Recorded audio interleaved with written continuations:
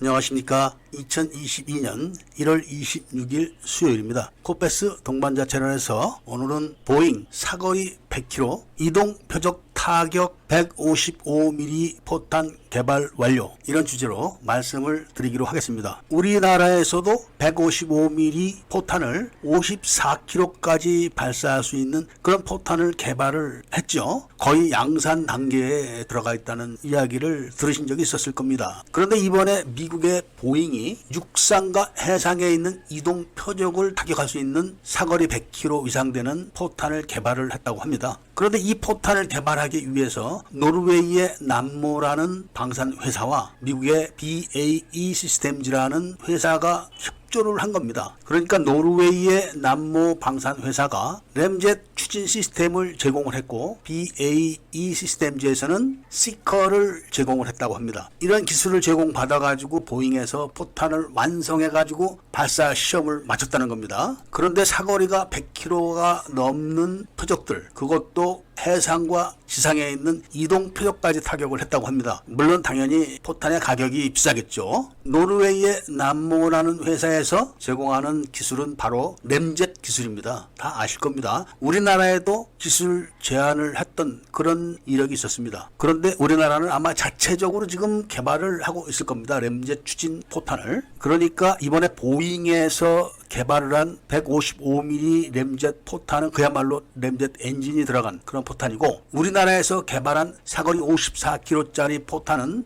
엔진이 아니라 로켓 장약을 넣어서 추진을 하는 그런 시스템이라 차이가 좀 있습니다. 우리나라에서도 개발을 했던 활공 포탄은 아마 개발을 중단한 것 같은 이야기를 제가 들은 걸로 기억을 합니다. 그런데 155mm 자주포로 사거리 100km대의 목표물을 타격을 한다는 것은 사실 엄청난 겁니다. 미국이야 장포신의 거포로 1600km까지 발사할 수 있는 대포를 개발해서 갖고 있는 나라이기 때문에 사거리 100km대의 155mm 자주포탄을 개발했다 하면은 그렇게 놀랄 만한 뉴스거리는 사실 아닙니다. 그런데 정말 왜 미국이 155mm 호의 사거리를 자꾸 늘리려고 할까요? 그 내막은 아마도 우리나라의 K9 자주포의 세계 판매량을 염두에 둔 게 아닐까 하는 생각을 안 가질 수가 없는 겁니다. 물론 미국이야 항공기 분야에서는 세계 시장을 석권하고 있지만 지상무기 중에서 K9 자주포만큼 세계 시장을 석권한 무기는 아마 없을 겁니다. 그러니까 가만히 두고 놔두면은 앞으로 155mm 자주포 시장은 한국이 영원히 지배를 하게 되는 겁니다. 그러면서 지금 슬금슬금 전차 시장까지도 넘보고 있기 때문에 미국이 한국을 견제를 해야 하는 그런 심정도 있지 않을까, 이런 생각을 안 할 수가 없습니다. 미국은 다양한 타격 수단을 갖고 있습니다. 그렇기 때문에 굳이 155mm 포로 사거리 100km대의 목표물을 타격을 해야 되는 이유는 없는 거죠. 그렇다고 지금 개발한 그런 포탄이 가격이 저렴할까 하면 그렇진 않을 겁니다. 미국은 이 포탄을 미국이 지금 개발하고 있는 155mm 자주포에 채용을 할 겁니다. 그리고 세계 자주포 시장에 명함을 내밀 겁니다. 당연히 우리나라도 지금 놀고 있거나 쉬고 있지는 않습니다. 사거리 100km대 포탄을 이미 개발을 시작한 지 오래됐고 개발은 성공을 할 겁니다. 시간적 차이가 있겠죠, 미국하고. 한국이 155mm 포탄에 시커를 장착하고 램젯 엔진을 장착해가지고 사거리를 100km대에 똑같이 달성할 수 있는 K9A2 이런 거를 이제 내놓겠죠, 시장에. 그렇게 됐을 때